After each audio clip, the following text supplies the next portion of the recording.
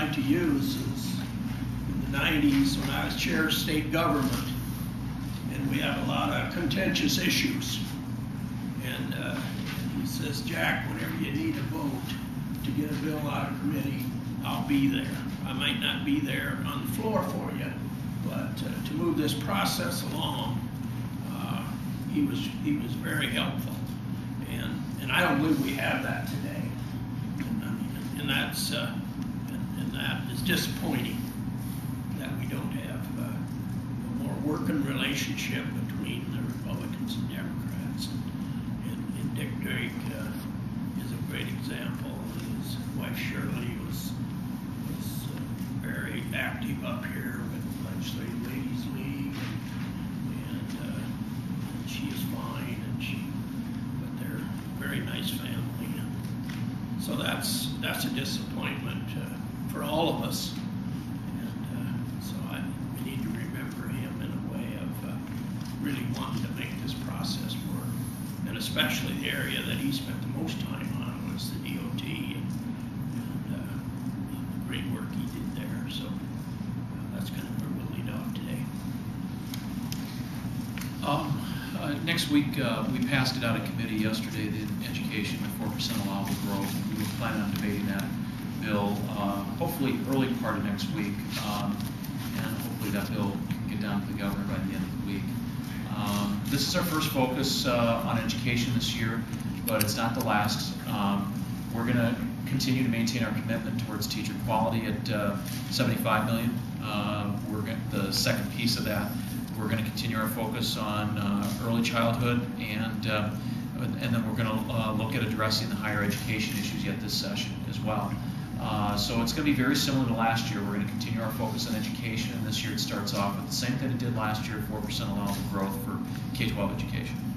Kevin?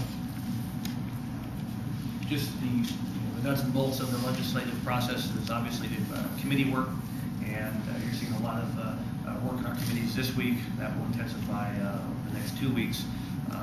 It's to put it in perspective in terms of timeline. House File 1, the first bill we were able to pass last year, passed today, end of the third week in session. So you're really seeing the kind of the nuts and bolts work going on at the committee level right now.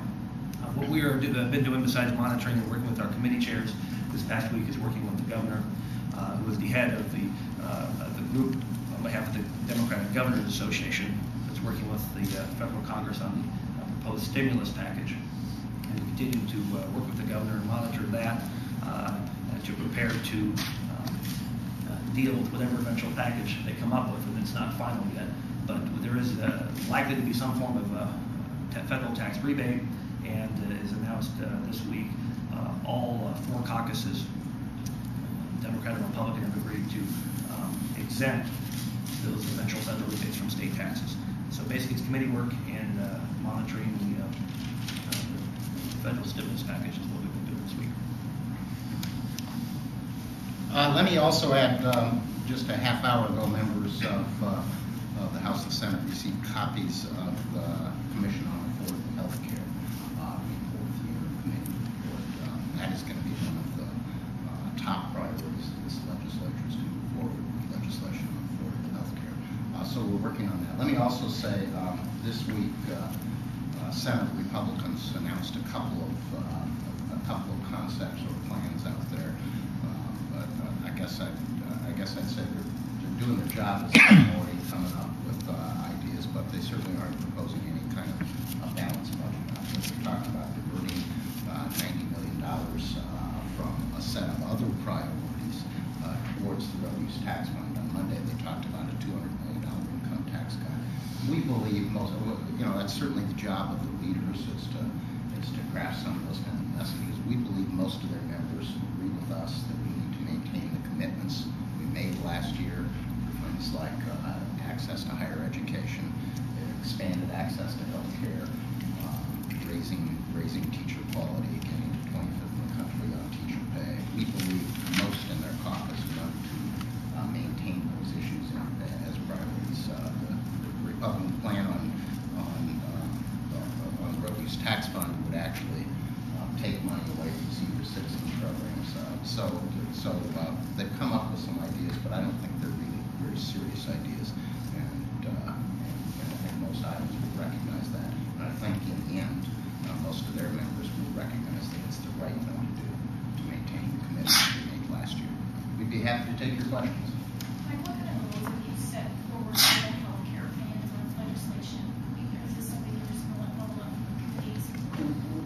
continue to let the committee work. Remember, this healthcare commission was very broad and deep. We had people from the insurance industry, doctors, hospitals, other providers, patients, a variety of interest groups out there work on this legislation. So we're very interested in letting that process continue. It's been a very collaborative process, a consensus-building process. Iowa is incredibly well positioned to tackle this issue. We have the highest percentage of our population insured out of the 50 states, highest percentage of our population insured. I think we have the 4th lowest costs in the country. We have the 6th highest quality in the country. Those 3 factors together literally scream out, Iowa is the place to move forward in a dramatic way on expanding access to health care. Those are the perfect set of factors. We are the perfect state to lead the way on this issue. We're going to do everything we can to end up with something that has very broad access to health care in the state. Are those coming out of human resources or commerce or economic growth? Or do you know which committee you sent to yet? I would probably say yes. All 3 then? I would probably say all of those committees are going to have involvement in these issues. Okay. And they certainly these issues cross a number of committee boundaries.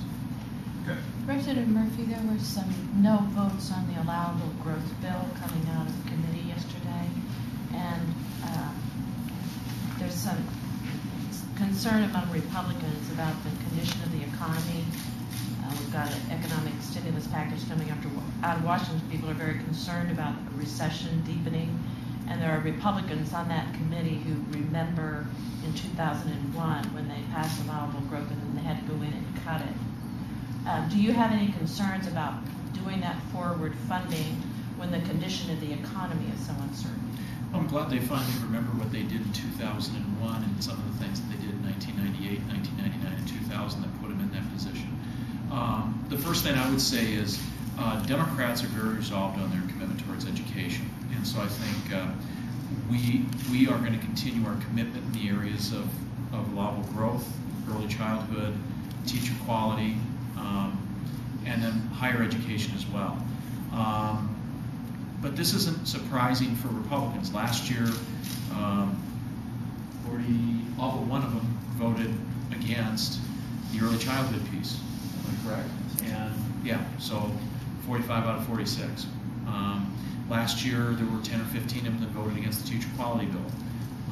There was, when it came to bonding for the regions, there wasn't a single Republican that voted for it. And their argument when it comes to funding education is, well, we don't know if we can continue to do that. It was sort of funny in 1998, 1999, 2000, 2001. They always did they always did tax cuts, and then they set their budget after they took $100, $200 million off the table instead of having the discussion of tax cuts as well as funding education, funding health care. I think Democrats are proposing this right. We want to focus on our commitments from last year.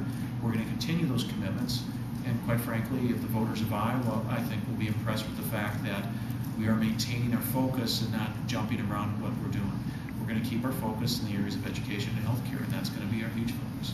Just one brief addition. You said in 2001 they had to cut K-12 education. They chose to cut K-12 education. That's a very good 2001. Are you going to couple with the federal government on the bonus depreciation that's in the stimulus package? Well, Or we have don't you know. decided yet? First of all, we don't know what is going to be the final proposal. The one thing that we've got bipartisan agreement that I think everybody's going to agree to do is we are not going to tax rebates, which passed the House. We've got to wait and see what the final package is going to look like. And then we got to see what the fiscal impact of everything that they're going to do in the state. But we have an agreement. In fact, we gave one of my staff yesterday gave Christopher a sheet for all of their members to sign on for the tax rebate so they don't have to pay, that we exempt those taxes. So we expect that bill, once Congress approves something, that's something I think we'll move quickly on.